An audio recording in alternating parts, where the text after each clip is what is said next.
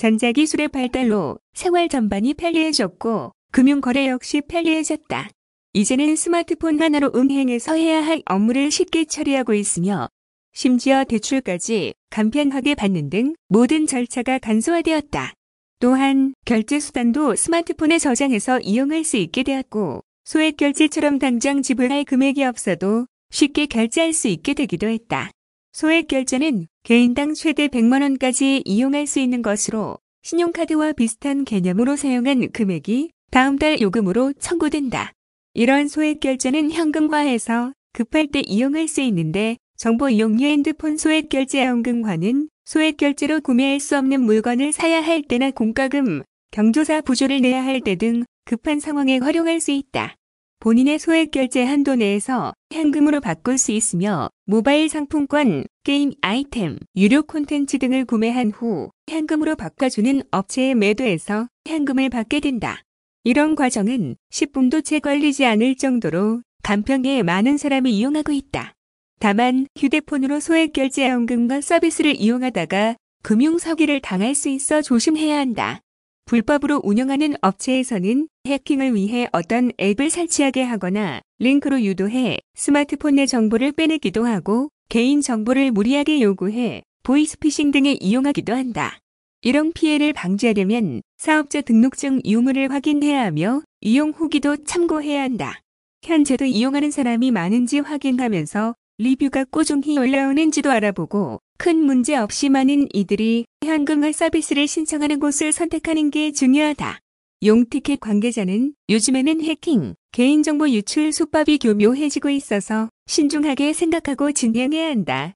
알 수 없는 앱, 링크를 보내주는 곳은 의심하는 게 좋고 정식으로 등록되어 운영되는 곳 위주로 찾아 비교한 후 결정해야 하겠다고 정했다.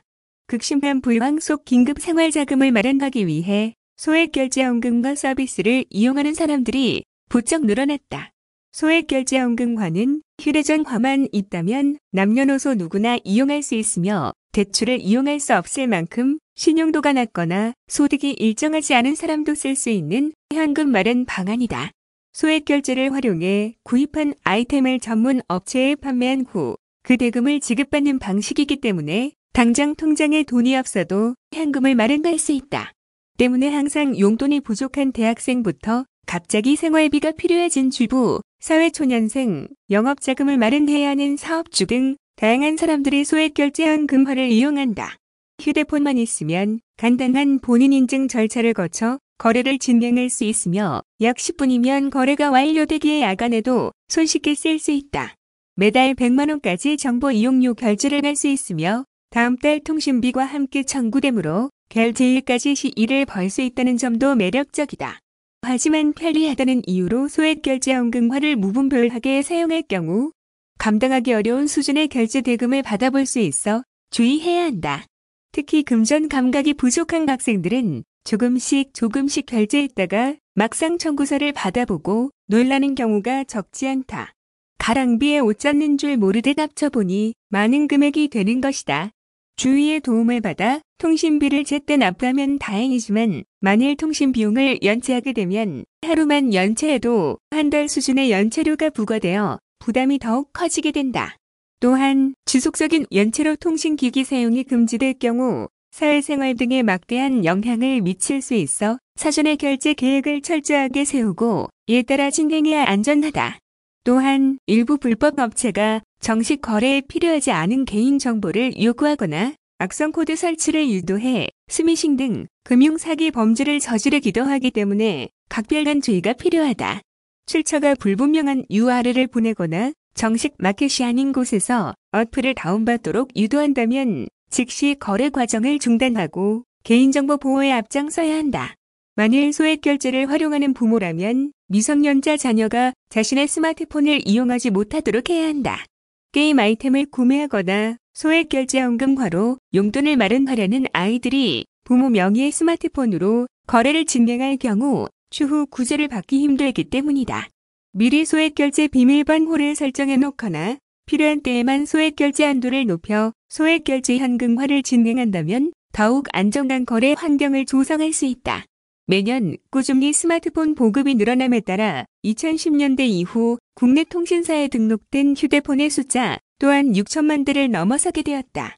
각 통신사에서는 휴대폰 연락처마다 일정한 신용거래 한도를 부여해 이를 활용할 수가 있는데 과거 스마트폰, 앱 서비스 결제나 통신사 부가 서비스 등 한정적인 목적으로만 활용이 가능했던 결제 가능 범위가 더욱 늘어나게 되면서 오늘날에는 가상화폐 충전 및 결제, 편의점, 이용 그리고 신용카드와 같이 일반적인 신용거래가 가능한 범위까지 더욱 다양하게 활용할 수 있게 제도가 개선되고 있다. 대행사를 통해서 알아볼 수 있는 현금 전환 신청, 또한 그중 하나로 납부기한이 되어 연체가 우려되거나 급히 필요한 소액의 생활자금을 마련하는 방법으로 신용카드 현금화 등의 방식이 활용되고 있다. 결제 과정에서 선택할 수 있는 수단은 신용카드 이외에도 휴대폰 정보 이용료나 구글 플레이 스토어 결제, 온라인 상품권 현금화 등의 방식이 있는데 이것은 대행사마다 조금씩 다르며 수수료 측면에서도 약간씩 다를 수가 있다. 신용카드 현금화 등 신용거래 수단을 활용하게 될 경우 거래가 가능한 한도 안에서 현금화할 금액을 정해 결제가 이루어진다.